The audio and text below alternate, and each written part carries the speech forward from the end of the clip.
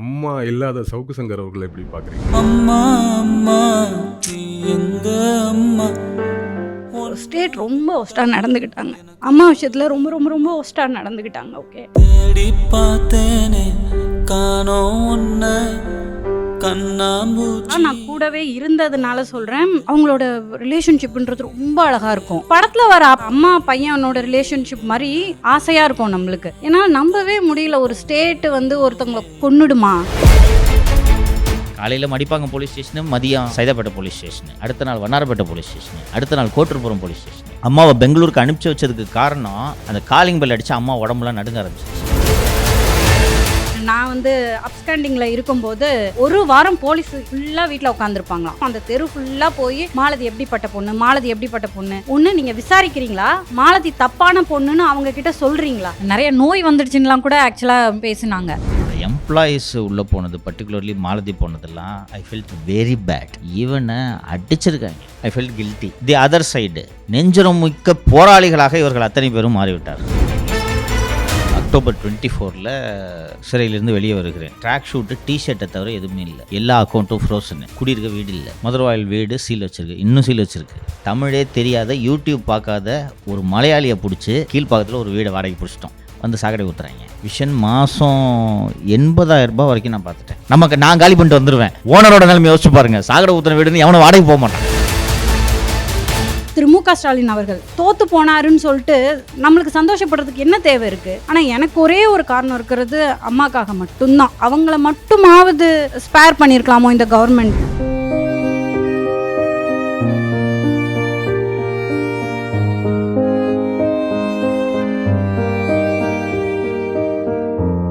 Ramraj cotton culture of India presents C Joseph Vijay ஒரு பேரே வரலாறு. Special title sponsor max gold. Cash for gold. Call 04445454545. A special birthday celebration. Powered by doctor Srivarma wellness, அனைத்து நோய்களுக்குமான ஆயுர்வேத மருத்துவம். Poorvika, India's largest tech and appliances omnichannel retailer. Jayachandran, எல்லாமே இருக்கு, நல்லாவே இருக்கு. மலதி வணக்கம். வணக்கம். நிதிஷ் வணக்கம். இவங்க 2 பேர் இல்லாமல் உங்களை பார்க்க முடியறது இல்லை. ஸோ உங்கள் டீமும் வந்திருக்காங்க. எல்லாருக்கும் வணக்கம். தேங்க்யூ வந்ததுக்கு எல்லாருமே. எனக்கு மாலதி ரொம்ப வருஷமாக தெரியும், ஒரே துறையில் இருக்கிறதுனால. நிதிஷை உங்ககிட்ட பேச ஆரம்பிச்சதுக்கு அப்புறம் தான் தெரியும். அவங்க ஒரு ஜேர்னலிஸ்ட், மீடியாவில் இருந்திருக்கிறாங்க. இவருக்கு வந்து ஒரு சாதாரண ஒரு எளிய பின்புலம் இருக்குது. அநியாயமாக 2 பேரையும் ஜெயிலுக்கு அனுப்பிச்சிட்டிங்க. இல்லை, 2 பேர் ஜெயிலுக்கு அனுப்பிட்டாங்கன்னு சொல்கிறாங்க. ஆக்சுவலாக வந்து எல்லாருமே ப்ராப்ளம் ஃபேஸ் பண்ணிட்டாங்க. ஒருத்தரை தவிர எங்கள் ஆஃபீஸில் அவ்வளோ பேர் ஜெயிலுக்கு போயிட்டு வந்திருக்காங்க. அது தவறு தானே அது? உள்ளபடியே வருத்தம், இன்னொரு புறம் மகிழ்ச்சி சொல்லிடுறேன். எனக்கு உள்ளபடியே என்னென்னா, நான் திருப்பி ஜெயிலுக்கு போயிட்டுருக்கேன். கிட்டத்தட்ட ஜெயில் பேர்டு. நான் பழகிடுச்சு. இது என்ன நடக்கும், அடுத்து ரிமாண்டுக்கு எங்கே கொண்டு போவாங்க, அடுத்து என்ன பண்ணுவாங்கன்றதெல்லாம் எல்லாமே எனக்கு தெரியும். என்னோடய எம்ப்ளாயீஸ் உள்ளே போனது, பர்டிகுலர்லி மாலதி போனதெல்லாம் ஐ ஃபெல்ட் வெரி பேட். ஜெயிலுக்கு போனதெல்லாம் தாண்டி வெளியில் இருந்தவங்களும் கடுமையான சிரமங்களை சந்தித்தார்கள். எங்கள் எடிட்டர் வந்து ஊர் தமிழ்னாலும்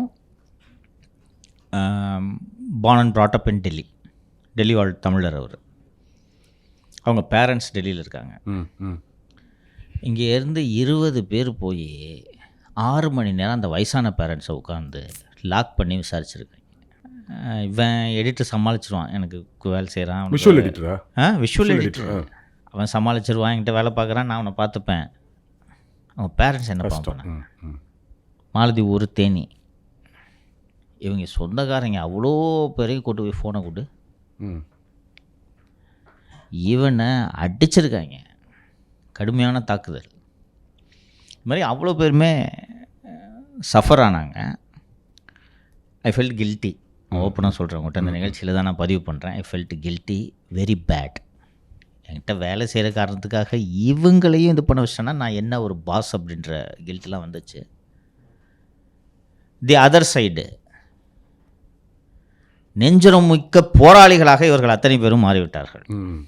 கஷ்டமாக இருந்திருக்கும், வருத்தப்பட்டாங்க, போயிட்டாங்க, ஜெயிலில் பார்த்துட்டு இவ்வளோ தானே அப்படின்ற லெவலுக்கு ஆயிட்டாங்க. அத்தனை பேருக்குமே நம்ம தாலி எடுத்துகிட்டு ஜெயிலுக்கு போகல, கஞ்சா விற்று ஜெயிலுக்கு போகல, அடுத்தவங்க வீட்டில் களவாண்டு ஜெயிலுக்கு போகல. சங்கர் ஒரு மீடியாவை நடத்துகிறாரு, நியாயத்தை பேசுகிறாரு, அவர் கூட நின்றதுக்காக போகிறோம், சந்தோஷம் அப்படின்ட்டு உள்ளபடியே சொல்கிறேன், பெருமையோடு சொல்கிறேன், அத்தனை பேரையும் இந்த நெருக்கடிகள் போராளிகளாக உருவாக்கியிருக்கு. நிதிஷ் எப்படி இருந்தது அந்த அனுபவம்? இப்போ இவர் போகிற டைமில் இன்னைக்கு போகிறான்னா ஒன்று பழக்கமாயிடுச்சு இல்லையா? We can handle. ரொம்ப சின்ன வயசு, இன்னொன்று பெரிய பேக்ரவுண்டு இல்லை, ரொம்ப எளிய பின்புலத்துலேருந்து வந்திருக்கீங்கும் போது அது ஒரு பதட்டத்தை தானே கொடுக்கும். இப்போ திடீர்னு எனக்கு வந்து போலீஸ் கால் பண்ணி உங்கள் வீட்டில் வெடிகுண்டு வச்சுருக்காங்கன்னு உட்காந்துருக்குன்ட்டு அந்த நடுவில் ஒரு 4-5 ஜேர்னலிஸ்ட் வந்து தெரியுமா உங்களுக்கு வந்துச்சுன்னு நினைக்கிறேன். அந்த டைமில் என் வீட்டில் வச்சாருன்னு வந்துச்சு. கொஞ்சம் பதட்டம் ஆகும்ல பொய் செய்தியாக இருந்தால் கூட. எப்படி இருந்தது? எப்படி ஹேண்டில் பண்ணீங்க? உள்ளே போனதுக்கப்புறம் அது எப்படி இருந்தது? உண்மையிலே சூப்பராக இருந்துச்சு. எவ்வளோ சீரியஸாக ஒரு கேள்வி கேட்டால் சூப்பர். இல்லை நான் வந்து ஜெயில் ரொம்ப ஒஸ்ட்டு அப்படின்லாம் இமேஜினேஷன் பண்ணியிருந்தேன். பட் அவ்வளோலாம் ஒன்றும் இல்லை. உண்மையிலே வந்து ஜெயில் வந்து நல்லா புக் ரீட் பண்ணுறதுக்கான ஸ்பேஸை கொடுத்து நிறையா பேரோட மைண்ட் செட் எப்படி இருக்குது அப்படின்றத நம்ம அப்சர்வ் பண்ண முடிஞ்சுச்சு. உண்மையிலேயே நல்லா இருந்துச்சு. எனக்கு அது ஒரு குட் ஃபீலாக இருந்துச்சு உள்ளுக்குள்ளே போனது. அதுக்கு ஒரு காரணம் சொல்லட்டுமா? ஆக்சுவலாக வந்து எங்கள் டீம்லேயே ஃபஸ்ட்டு கைதானது பரத். பரத் போயிட்டு உள்ள ரோடு போட்டு வச்சிட்டாரு. ஸோ நிதிஷ் போய் அதில் ட்ராவல் பண்ணார். ஆக்சுவலாக ஜெயிலுன்றது ரொம்ப கஷ்டமான ஒரு விஷயம். ஒன்று எங்களுக்கு ஒரு பாசிட்டிவான விஷயம் என்னென்னா சவுக்கு மீடியா ஆட்கள் அப்படிங்கிறது உள்ள ஒரு பாசிட்டிவான விஷயந்தான். அதுக்கப்புறம் சில விஷயங்கள்லாம் உள்ளே இருக்குது, பீடி தரணும், அதுக்கு ஒரு பரத் உள்ளே போய் அதுக்கப்புறம் லியோ உள்ளே போய் ஜெயபிரகாஷ் உள்ளே போய் அவங்கெல்லாம் வந்து அங்கே இருக்கவங்கள ஃப்ரெண்ட்ஸ் மேக் பண்ணிட்டு நிதிஷ் உள்ளே போகும்போது எல்லாருமே வந்து ஹெல்ப் பண்ணுறதுக்கு எல்லாம் ரெடியாக இருந்துச்சு. போக வேண்டியது மட்டும்தான் பாக்கி. ஆமாம், உண்மையிலே அது ஒரு ஆமாம், அவங்க எல்லாமே வந்துட்டு அதுக்கான பேஸ்மெண்ட் எல்லாம் போட்டு வச்சுருந்தாங்க. நான் போயிட்டு அழகாக. உங்களோட அனுபவம் ஓகேவா? நம்ம ஆல்ரெடி பசங்க போயிட்டு வந்திருக்காங்க, ஓரளவுக்கு ஐடியா இருக்குது, ஹேண்டில் பண்ணிடலாங்கிற ஒரு தைரியம் இருக்கும். வீட்டில் அம்மா இருக்காங்கல்ல, அவங்கள நம்ம இதெல்லாம் புரிய வைக்க முடியாது. அது ரொம்ப கஷ்டமான விஷயம். இப்போ சார் கொஞ்சம் முன்னாடி பேசும்போது அம்மா பற்றி சொல்லும்போது அது ரொம்ப கஷ்டமான விஷயம். அது என்ன சொன்னாலும் நீங்கள் போயிட்டு வந்தாங்கெல்லாம் ஒன்றும் இல்லாமன்னு சொன்னால் கூட அவங்கள நீங்கள் சமாதானப்படுத்த முடியாது. எப்படி அவங்க அதை ஃபேஸ் பண்ணாங்க? இல்லை, நான் காலேஜ் முடிச்சதுக்கு அப்புறமே வந்துட்டு நான் சொன்னேன், இந்த மாதிரி நான் ஒரு யூடியூப் சேனல் ஸ்டார்ட் பண்ண போகிறேன் அப்படின்ட்டு. போடா போய் வேலையை போடுறா, தேவையில்லாத வேலை அப்படின்னு சொல்லி சொன்னாங்க. அதுக்கப்புறம் நான் அங்கே போய் மார்க்கெட்டிங்கில் சேல்ஸ்மேன் இருந்து அப்புறம் சார் தான் இன்டர்வியூ கூப்பிட்டு இங்கே வந்து ஜாயின் பண்ணேன். எனக்கு என்னென்னா அம்மா என்ன சொன்னாங்கன்னா, உனக்கு பிடிச்சிருக்கு நீ பண்ணு, ஆனால் உனக்கு பிரச்சனை ஃபுல்லாக நீ தான் பேஸ் பண்ணிக்கணும், எப்பயும் வந்து பின் வாங்கிறாத அப்படின்னு சொன்னாங்க. அவங்களுக்கு மேபி எனக்கு தெரிஞ்சு கஷ்டமாக தான் இருந்திருக்கும். பட் என்கிட்ட வந்துட்டு பண்ணுறா அப்படின்னு சொல்லிட்டு சொன்னாங்க. எங்கள் அம்மா சொன்னது, என்னடா வீட்டுக்கு எத்தனை போலீஸ் வராங்க, ஒரு அமைச்சர் வீட்டு கூட எத்தனை போலீஸ் வர மாட்டாங்க, எனக்கு பெருமையாக இருக்குடா தான் சொன்னாங்க. அவங்க சிங்கிள் மதர்லேயே அவங்களுக்கு ஒரு லைஃப்பில் ஒரு ட்ராவல் இருக்கும், அதில் கொஞ்சம் பலப்பட்டிருப்பாங்கன்னு நினைக்கிறேன் அவங்க கூட. ஓகே, எல்லாம் இவங்கெல்லாம் ரொம்ப விளிம்பு நிலை மக்கள். இந்த வாழ்க்கையோட கடுமைகள் அத்தனையும் அன்றாடம் சந்தித்து கொண்டிருக்கக்கூடிய ஒரு வாழ்க்கையே போராட்டம் உங்களுக்கு டெய்லி லேபர்னா எப்படி இருக்குன்னு பார்த்துங்க, டெய்லி வேஜ்னா அந்த துயரம் வந்து அந்த ட்ராவல் வந்து ஒரு மனுஷனை கடினப்படுத்தும். எந்த இஷ்யூவை ஹேண்டில் பண்ணக்கூடிய தன்மையை கொடுக்கும். அதனால கூட இருக்கலாம். எத்தனை வீடு இது வரைக்கும் வாங்கி தந்திருக்காரு? ஹலோ, நான் ஓனரு, அவர் வந்து டெனன்ட்டு. என்ன கேள்வி நீங்கள் எப்படி இந்த மாதிரி கேள்வி கேட்பீங்க?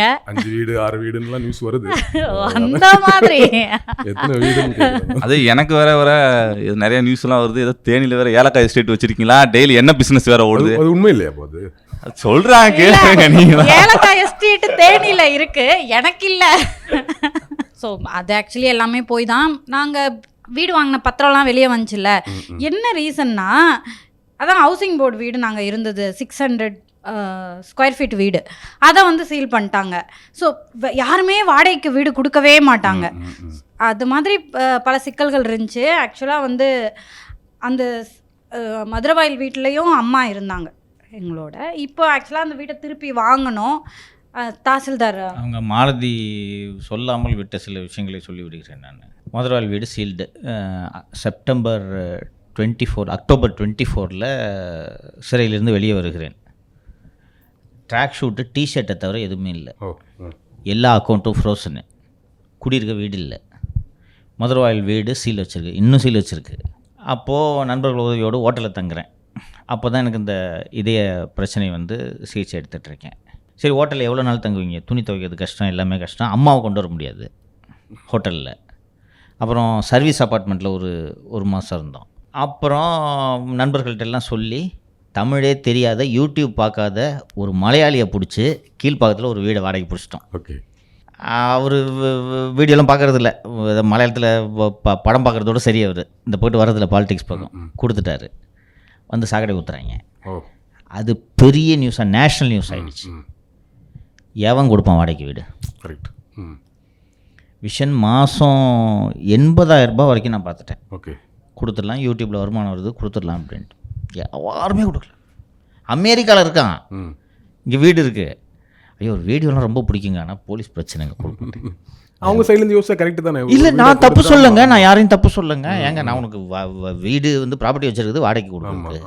உனக்கு வாடகைக்கு கொடுக்கறதுக்காக எனக்கு போலீஸ் ஹராஸ்மெண்ட்டை நான் ஏன் ஃபேஸ் பண்ணணும்? Correct correct.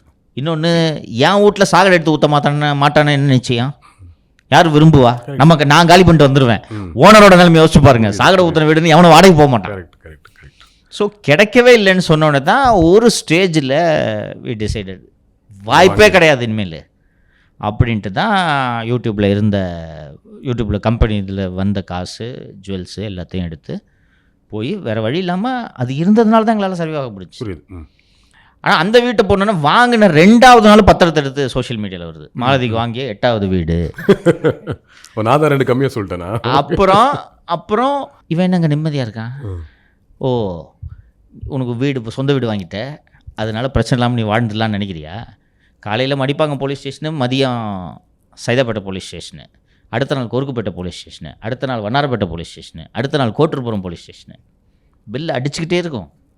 அம்மாவை பெங்களூருக்கு அனுப்பிச்சி வச்சதுக்கு காரணம் அந்த காலிங் பெல் அடித்து அம்மா உடம்புலாம் நடுங்க ஆரம்பிச்சிச்சு. போலீஸ் தான் வராங்க. அதுக்கப்புறம் தான் அந்த வீட்டை வாங்கிக்கிட்டு செட்டில் ஆனால் இன்னும் அதில் தான் கூடியிருக்கும். இப்போ நம்ம ஜாலியாக 6 வீடு 8 வீடு இதெல்லாம் ஜாலியாக ஓகே ஃபைன். பட் சில விமர்சனங்கள் வந்து நம்மளை காயப்படுத்தும் ரொம்ப. அந்த மாதிரி எது உங்களை என்ன ரொம்ப காயப்படுத்தின விமர்சனம்? நிறைய ஆபாச தாக்குதல்கள் இருந்துச்சு. நிறைய நோய் வந்துடுச்சுன்னெலாம் கூட ஆக்சுவலாக பேசினாங்க.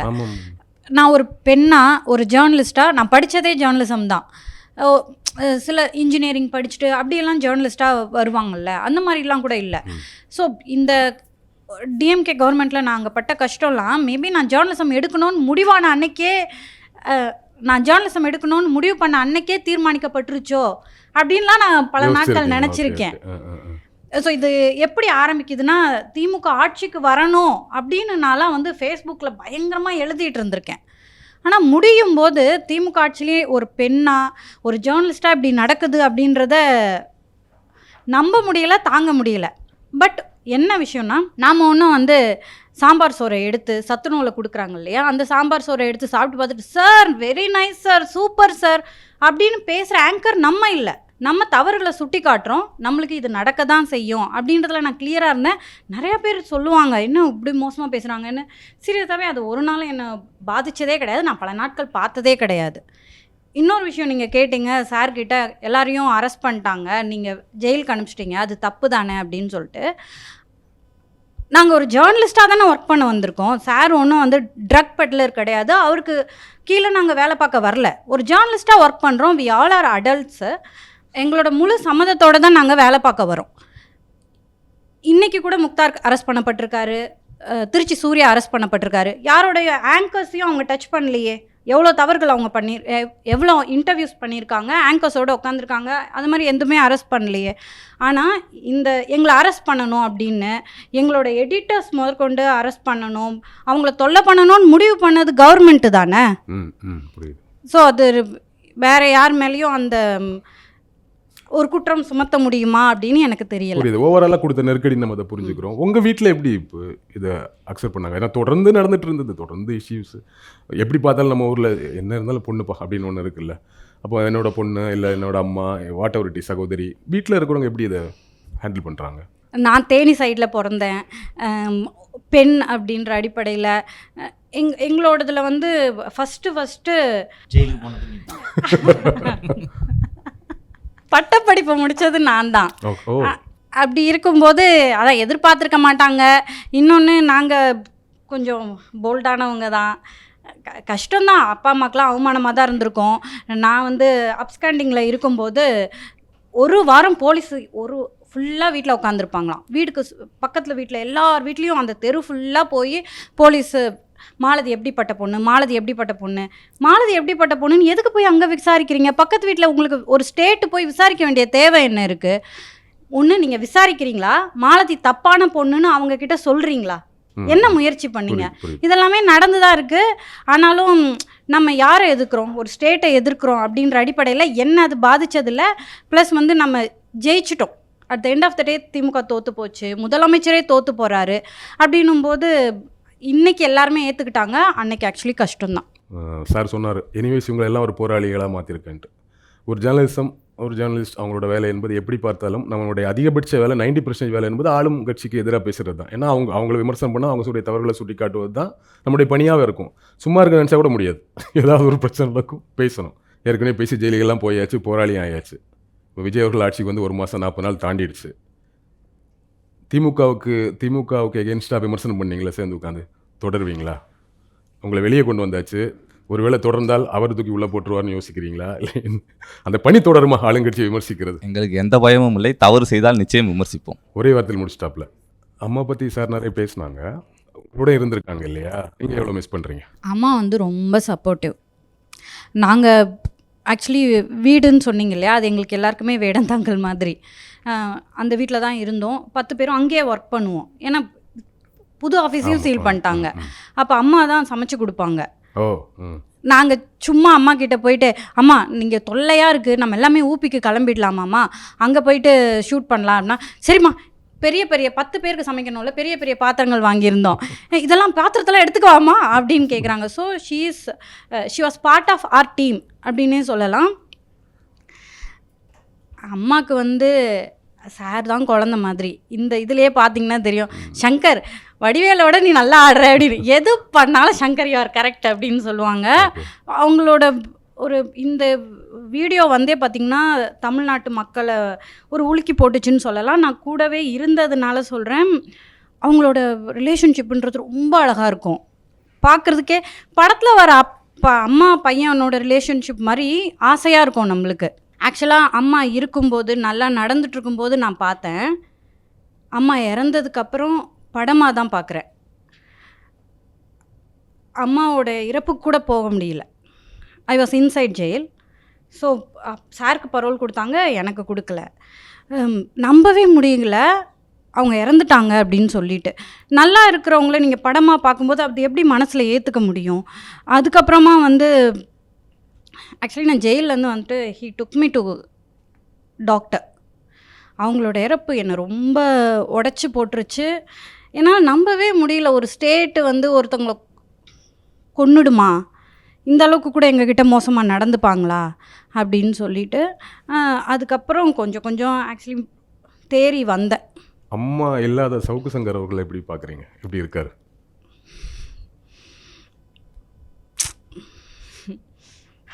கஷ்டமாக இருக்குது.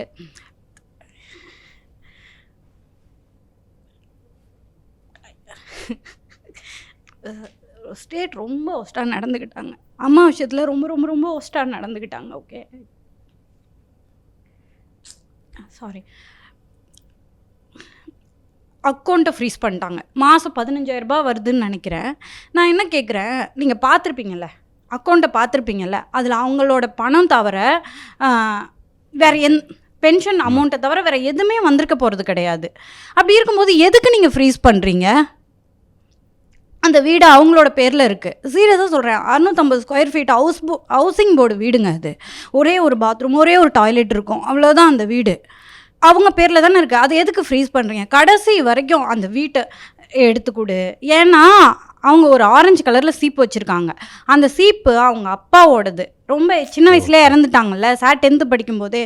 ரொம்ப எமோஷ்னல். அதெல்லாம் அவங்க பார்க்கணும்.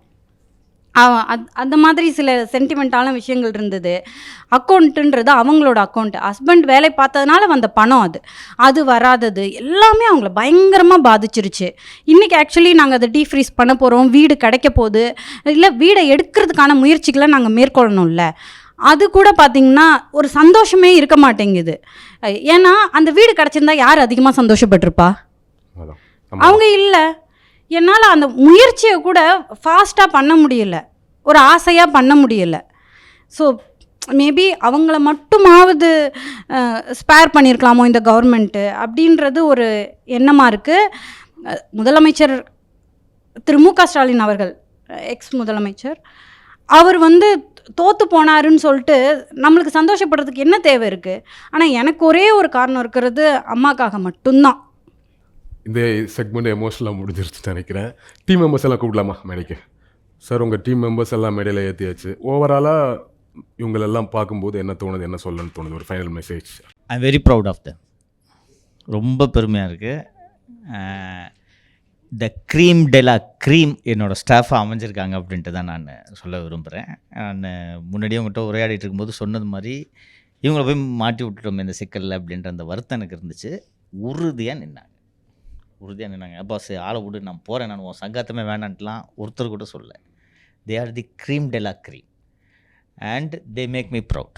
இப்போது ஒரு அழகான பரிசு இருக்குது, கொண்டு வாங்க. எஸ், இதை உங்கள் டீம் மெம்பர்ஸ்லாம் சேர்ந்து உங்களுக்கு கொடுக்குறாங்க.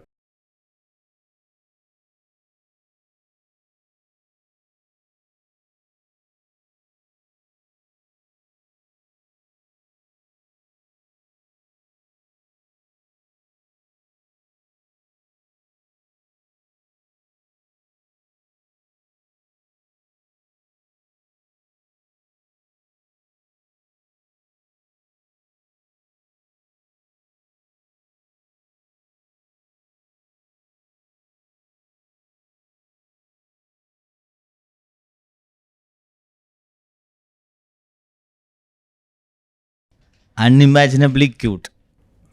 ரொம்ப அழகாக இருக்கு ஆக்சுவலி பார்க்குறேன்.